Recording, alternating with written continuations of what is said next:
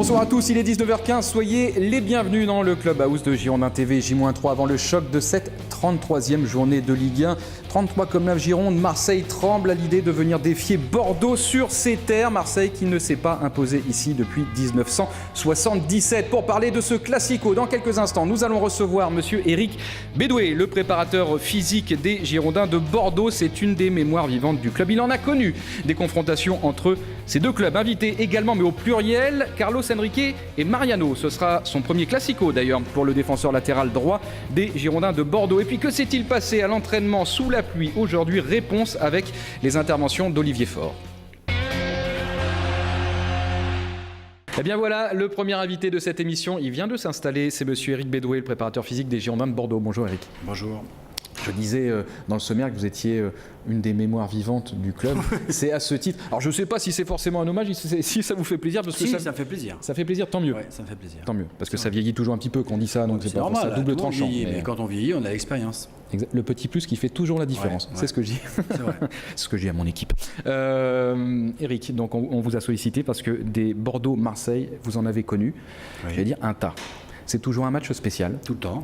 C'est comme PSG, il n'y a pas tellement longtemps, on s'était rencontrés pour ça. C'est pareil. C'est des matchs difficiles, c'est des matchs intéressants à jouer pour tout le monde. Pour le public, c'est bien aussi. Puis ça se solde toujours par des bons matchs. Moi, je me rappelle surtout d'un match qu'on avait fait contre Marseille où Christophe Dugarry, encore lui d'ailleurs, qui est dans il est toujours dans les bons coups, lui. De Christophe Dugarry avec Paris. Voilà, et lui, il était donc dans l'équipe de Marseille et on avait gagné 4-0 ce match-là. Et au bout de 20 minutes, il y avait, je crois, 3-0 ou 4-0, je me rappelle. Non, on avait gagné 4-1, parce que je crois que Christophe avait marqué. Il y a toujours des anecdotes face à des équipes comme ça, ouais, c'est vrai. Ça vous a surpris d'ailleurs, c'est une petite question annexe, que Christophe aille jouer, Dugarry aille jouer à Marseille?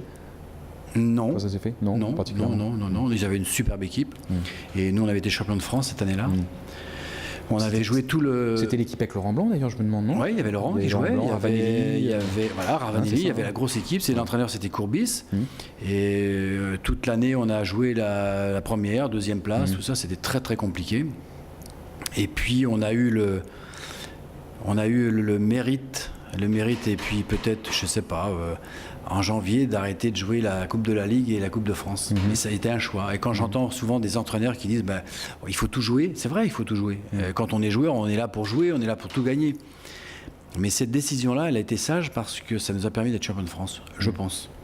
Parce qu'on ne pouvait pas jouer sur tous les tableaux, on n'a pas l'effectif. Et puis l'histoire entre Marseille et Bordeaux et Marseille, il y a quand même beaucoup de joueurs qui ont joué dans les deux clubs. Ah oui, en plus c'est des clubs, je vois toutes les personnes qui côtoient les deux clubs, on s'entend très bien, nous on rencontre les Marseillais, ça se passe toujours très bien, on a vraiment un accueil là-bas qui est chaleureux, avec les membres de la sécurité, de tout, ça se passe vraiment très bien. Il y a Franck Jurietti notamment, qui a joué dans les deux clubs. Voilà.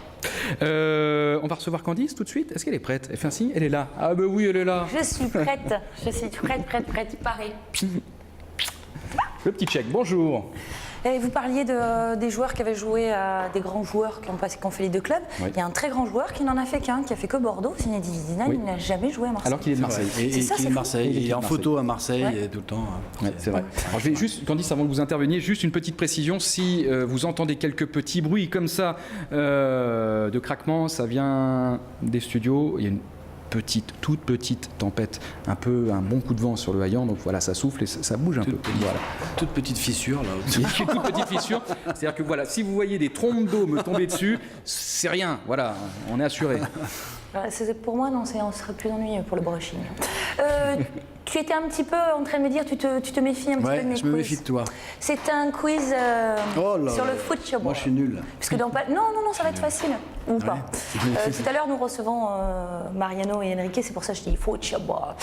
Quels sont les joueurs à avoir marqué, je vais faire travailler ta mémoire, à avoir marqué face à l'Allemagne en 82?